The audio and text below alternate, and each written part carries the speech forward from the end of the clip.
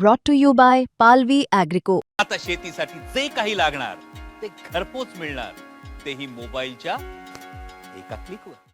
एक अतिशय बुजऱ्या स्वभावाचा तरुण, अतिशय दिसायला उमदा देखणा, अंगकाठी सडपातळ, सफेद पॅन्ट, सफेद फुल हाताचं शर्ट, आणि कुणालाही त्यांनी थोडं स्मितहास्य करावं असं वाटावं, आणि ते स्मितहास्य झेलण्याकरता म्हणून सगळेच जसे आसुसले असायचे तशाच पद्धतीनं माझ्यासारखा देखील आमदार पलीकडे जरी बसला असला तरी सुद्धा त्या अजितदादाच्या स्मितहास्याकरता आम्ही सगळे त्यांच्याशी जवळीक साधण्याचा प्रयत्न करत असू।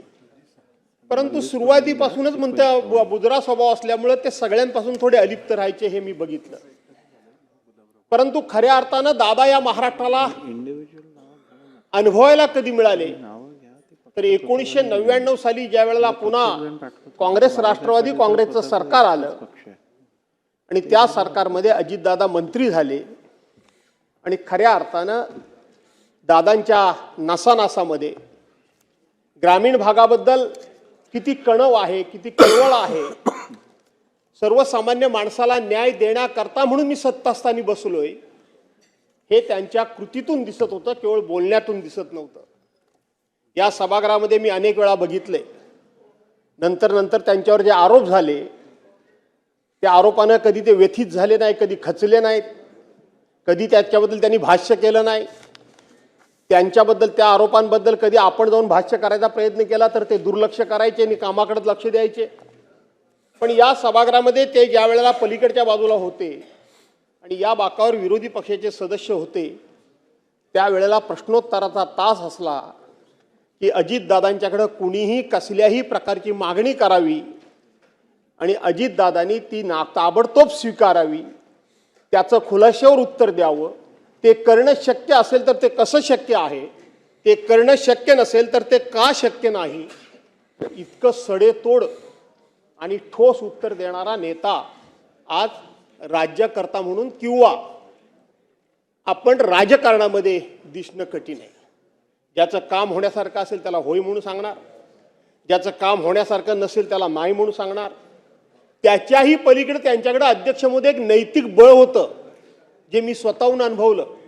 नैतिक बळ असं होतं की एखादं काम होणार असेल परंतु ते काम झाल्यामुळं आपल्या पक्षाच्या कार्यकर्त्यावर, पदाधिकाऱ्यावर जर काही त्याचा राजकीय परिणाम होणार असेल तर त्याला स्पष्टपणे सांगण्याचं नैतिक बळ अजितदादाकडे होतं की हे काम जरूर होऊ शकलं असतं, जरूर मी केलं असतं, पण हे तुझं काम केल्यामुळं माझ्या पक्षाच्या कार्यकर्त्यावर कसा परिणाम होणार आहे, त्याच्यावर कसा अन्याय होणार आहे, त्याला कसा त्रास होणार आहे, त्यामुळं मी तुझं काम करणार नाही हे सांगण्याचं धाडस हे अजितदादांच्याकडे होतं।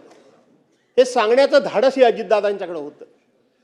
2005 साली 6 साली मी राष्ट्रवादी काँग्रेस पक्षामध्ये प्रवेश केला, शिवसेना सोडावी लागली, राष्ट्रवादी काँग्रेस पक्षामध्ये मी प्रवेश केला आणि 2006 ते 2005 मध्ये प्रवेश केला। 2004 मी शिवसेना सोडली, 2005 मध्ये मी प्रवेश केला आणि 2005 ते 2019 अध्यक्ष महोदय मी अजितदादांच्या बरोबर काम केलं। काही दिवस राज्यमंत्री म्हणून काम केलं, काही दिवस कॅबिनेट मंत्री म्हणून काम केलं आणि काही दिवस त्या राष्ट्रवादी काँग्रेस पक्षाचा राज्याचा अध्यक्ष म्हणून सुद्धा मी काम केलं। लोकांना असं वाटायचं की दादांना बरं वाटेल तेवढं आपण बोललं म्हणजे दादांच्या आपण जवळ गेलो, पण मी अनुभवलंय, ते निराळच अनुभवलंय। बरं वाटेल हे बोलणारे बरेच लोक असतात, पण खरं बोलण्याचं धाडस हे दाखवलं जर आपण तर त्याचं सुद्धा तोंडावर नाही, बोलण्यातून नाही, पण अजितदादांच्याकडे ते सुद्धा एक कौशल्य होतं, ते सुद्धा एक उदार भाव होता की हा खरं बोललाय, भले ते माझ्या विरोधात आहे, तो खरं बोललाय तर ते खरं स्वीकारण्याचं सुद्धा दायित्व आणि तो मनाचा मोठेपणा माननीय अजितदादांच्याकडे मी स्वतःहून अनुभवलाय, मी स्वतःहून पाहिलाय। माझ्यापेक्षा ते वयानं 2 वर्षांनी लहान होते, 2 वर्षांनी लहान, मी त्यांच्यापेक्षा 2 वर्षांनं मोठा आहे, 2-2.25 वर्षांनं मी मोठा आहे वयानं। पण अध्यक्ष झाल्यानंतर अध्यक्षाचा मान सन्मान कसा राखावा, मी कोणतरी एका मोठ्या घराण्यातला नेता आहे, मी राज्याचा उपमुख्यमंत्री आहे, मी मंत्री आहे आणि हा अध्यक्ष आम्ही केला म्हणून झाला, हा भावनी ही वागणूक त्यांच्या स्वभावात नव्हती अध्यक्ष म्हणून त्याचा योग्य तो मान सन्मान राखणं हे सुद्धा त्यांच्याकडे एक संस्कार होते. एक सुसंस्कृत नेता म्हणून तोंडानं वाटताना असं वाटत असेल की फटकन बोलायचा.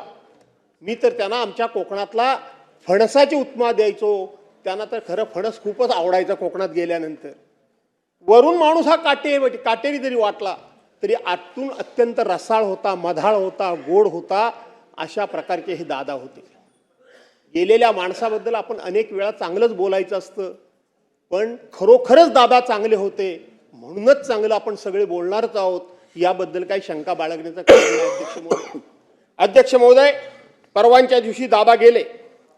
सकाळी खरं सांगायला गेलं तर ज्या वेळेला मी दिवसभर कधीही टीव्ही लावत नाही, काही दुनिया इकडची तिकडे झाली तरी मी टीव्ही लावत नाही. मी संध्याकाळीच फक्त एक तासभर बातम्या ऐकतो आणि विषय सोडून टाकतो.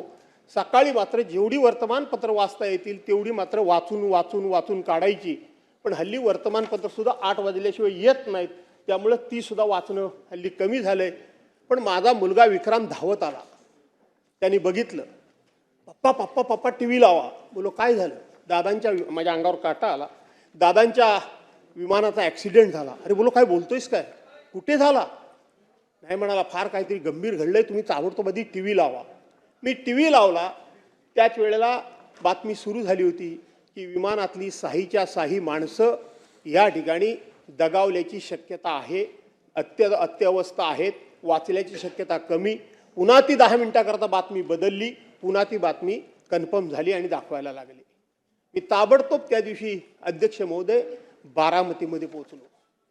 त्या दिवशी मी बारामती होतो, दुसऱ्या दिवशी बारामतीमध्ये मी होतो. संपूर्ण कुटुंबीय, पवार कुटुंबियांना या ठिकाणी मी त्यावेळेला भेटलो. अध्यक्ष महोदय, खरं तर माझा हा भाषणाचा शेवटचा मुद्दा होता, परंतु हातामध्ये कागद घेऊन बोलणं माझी अडचण होते म्हणून तो ओघाने मी आला म्हणून सांगतो की आज मुख्यमंत्री महोदय, मी आज तुमची मुलाखत वाचली, रोज वाचतोय. CBI मार्फत चौकशी करा, CID मार्फत चौकशी करा, DCGA मार्फत चौकशी करा, काय कशी चौकशी करा ती करा, पण महाराष्ट्राच्या मनामध्ये संशय आहे. महाराष्ट्राच्या सर्वसामान्य माणसाच्या जनतेला दादांचा अपघात झाला हे मन मानायला तयार नाही, तुमचंही मानायला तयार नाही आणि माझंही मानायला तयार नाही. कुठेतरी घातपात झालाय असंच वाटतं. काय झालं काय नाही झालं हे चौकशी अंती बाहेर येईल.